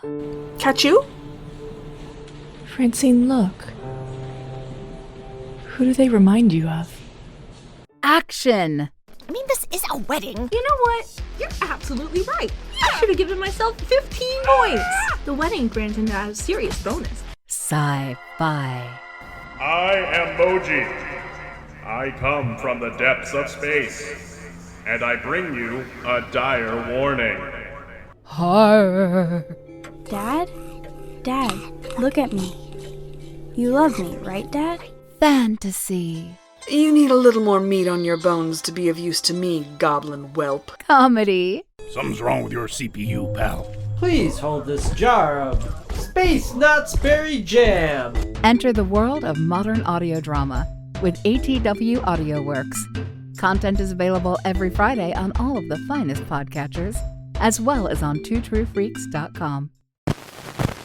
The version of Atlantis that came to be known as Poseidonis was created by Robert Bernstein and Ramona Fradon for 1959's Adventure Comics number 260. Because this story offered the new Silver Age origin for Aquaman, it is considered the debut of the Earth 1 version of the Sea King. Poseidonis is actually a city-state of the sunken continent of Atlantis, along with Tritonis, Venturia, Shieris, and more. This is the place Aquaman and his royal forebears ruled. In ancient times, King Orin had the dome erected to fend off raiders, but it also saved his people from drowning after a giant meteor caused the Great Deluge, the cataclysm that sank Atlantis. Carrying on the tradition of brothers in mortal conflict begun with Arion versus Garndanuth, Orin was opposed by a religious zealot sorcerer sibling named Shalico, who led an exodus out of Poseidonis via underground tunnels running to other cities. A few years later, science allowed the people of Poseidonis to breathe underwater, which is why they otherwise looked like surface dwellers. The same solution was offered to Shalico's people, and the ones that agreed to take it were cursed by Shalico to turn into mer people, who mostly settled in other cities to stick to their own kind.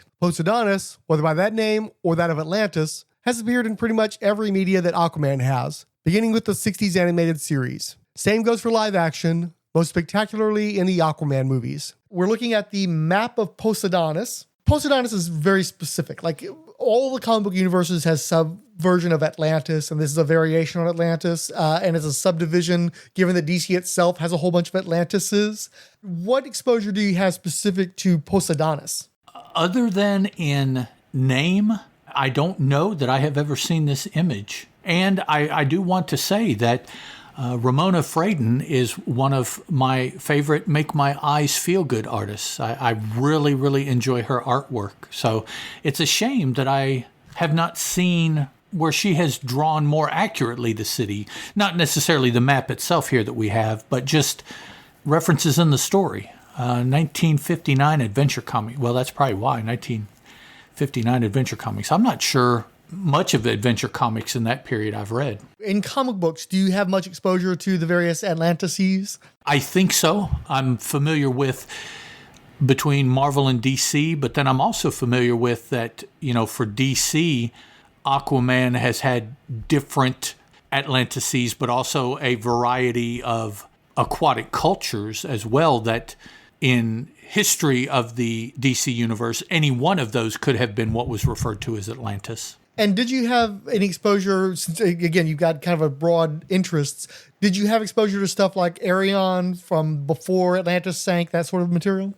Yes, just a couple years ago, I read through Arion, as a matter of fact. Enjoyed it quite a bit. The setting for that book was as enjoyable as anything the character did. I really liked the time and effort they put into the setting. I know there was very Michael Moorcock influence. Do you have experience with that as well? Michael Moorcock only through comic adaptations that I have read. I have not read any of his Mel Dibonnet.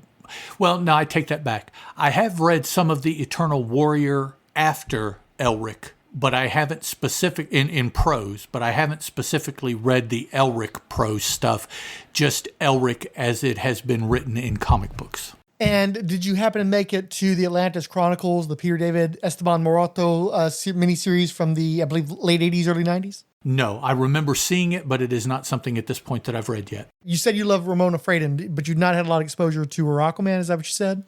Well, her early stuff. Ramona Fradon, I was definitely exposed to with Super Friends. And since I found that and have read that, and once that book ended, I have gone back and read other things that she has drawn, but specifically, going back and reading her library of things, I have not done. So I'm sure there's a lot of gaps, particularly when it comes to Aquaman in the Ramona Fradon stuff that I have not read at this point. And we spoke earlier where you told me that you're big on Silver Age Marvel comics. So I assume you have a lot more exposure to their version of Atlantis. Yes, Prince Namor, and interestingly enough, Silver Bronze Age, if you want to go to the Bronze Age and take in the Invaders title, that was a depiction of Namor at the same time frame that this Golden Age material for DC was coming out, but of course it was coming out as the Invaders, coming out 40 years later, or 30 years later.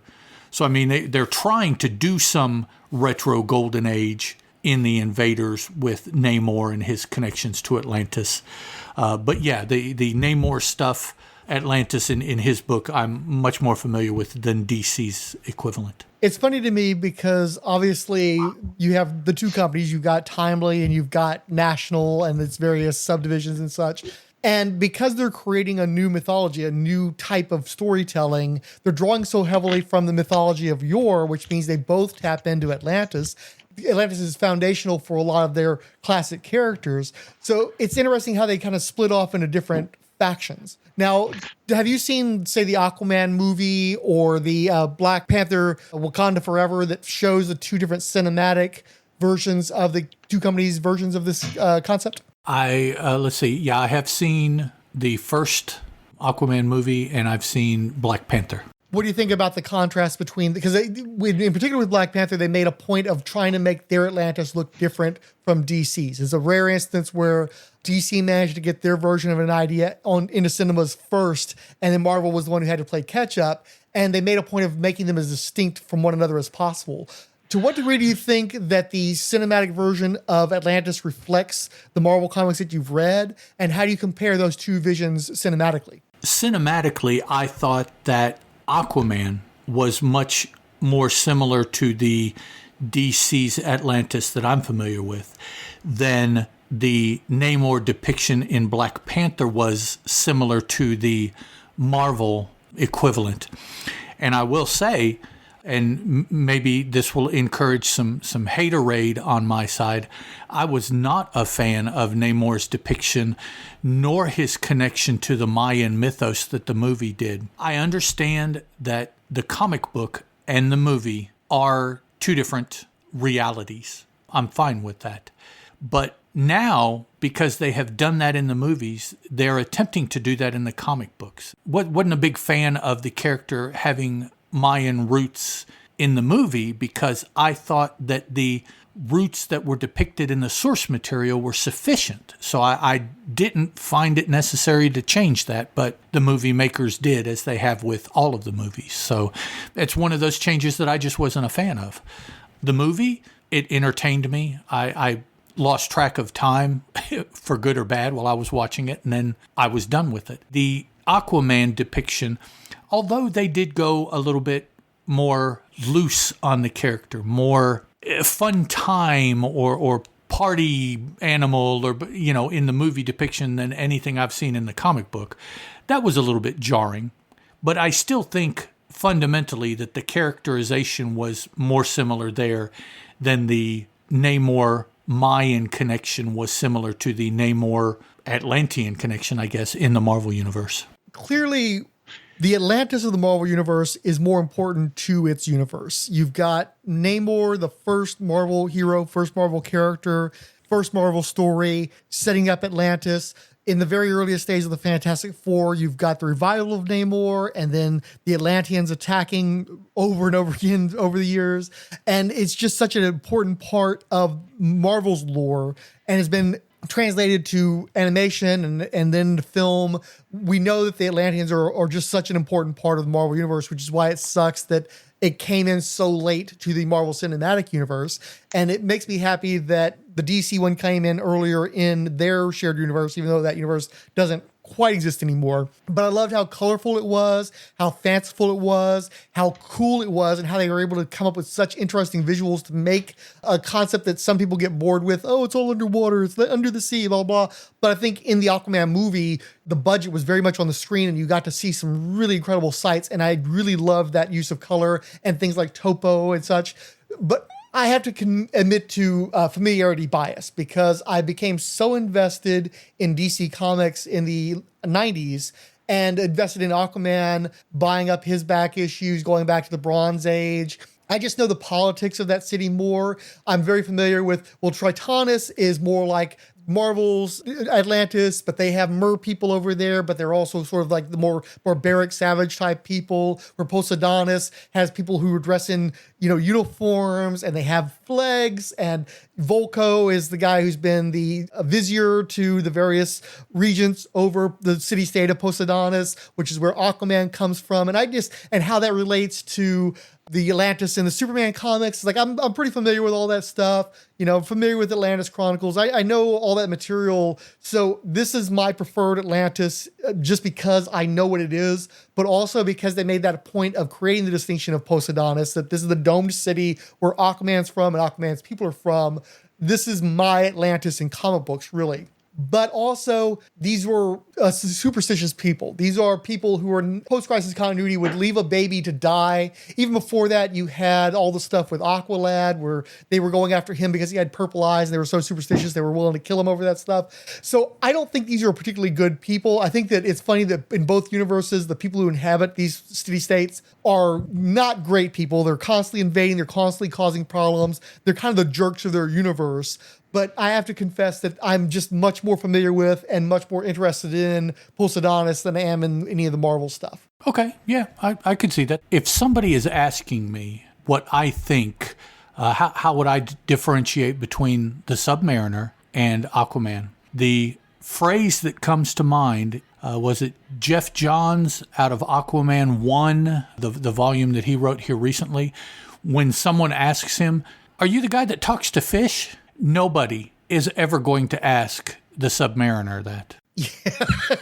So, I don't think anybody asks Submariner anything. I think the first instinct with Submariner is to run the opposite direction and pray you don't hear him scream Imperious Rex. Yeah. So, I mean, and I say that, kind of tongue in cheek, but also that's kind of overall, I think, the impression of the two characters for a lot of readers. Maybe not all, and I'm certainly not trying to put Aquaman down.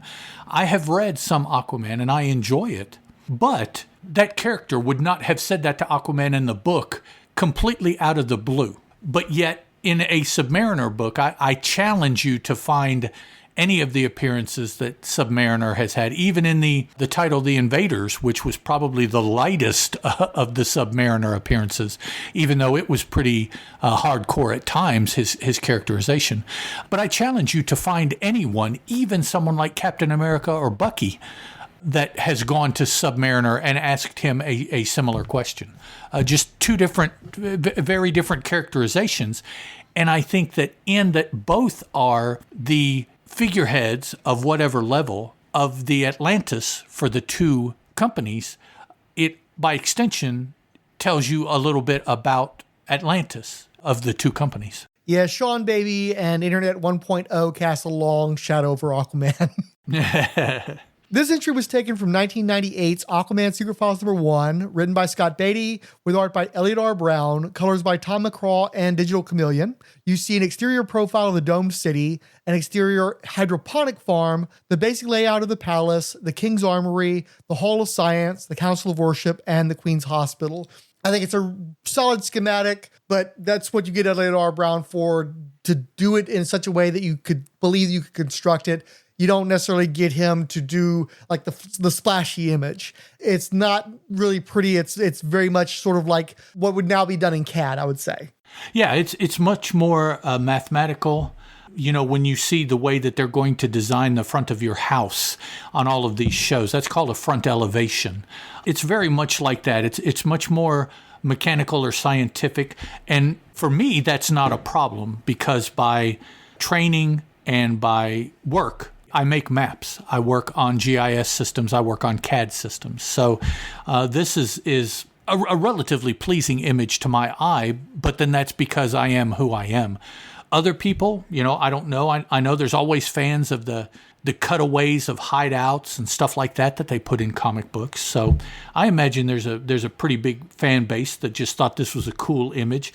I would love to see it blown up to be able to eyeball a little bit more detail. But yeah, I think it works just fine. Gang, this is only the beginning of one of the weirdest adventures Hop and Tank have ever encountered. The mystery of the Wailing Witches. So whatever you do, don't miss the next episode.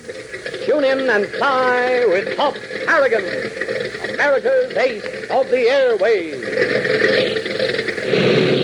So long, Hop. We'll be seeing you same time, same mutual station.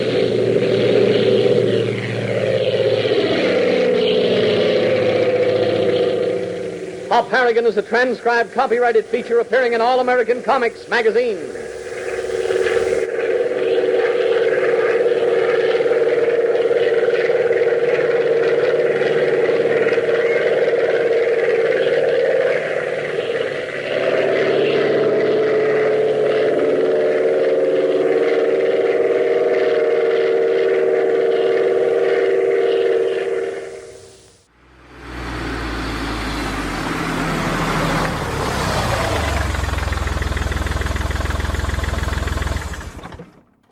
Ed and I had managed to get through about half of the debriefing on the road, so we took a few minutes to stretch our legs, and I checked my messages. Alex O., All Around Arbiter, Alan Boyce Jr., Anathy's Blog, Ben Jedry, yeah? Ben Sherman, Benjamin Hall, Between the Pages Blog, Billy Hines Comics Enabler, BJP, Blue K, Brento 3000, Captain Entropy, Dave's Comic Heroes Blog, David Gallagher, DC Dave, DC Special Cast, Del Dracula, Derek W.C., Dr. Ange, Doug Adamson, The Earth 2 Podcast, Ed Moore at Teal Productions, Elder Nightborn, NB More Like Nbay, Gene Hendricks, History of Comics on Film, Hicks, Imaginate Design, The Irredeemable Shag, James Figueredo, Just a Fan, Justin Steiner, Justice Society Presents, Keith G. Baker, Krypton Kylie, Laurel, Longbox Review, Lori Land, M.A. Salko, Mallow the DC Multiverse Historian, Mark Gray, Basalco, Matt Anderson,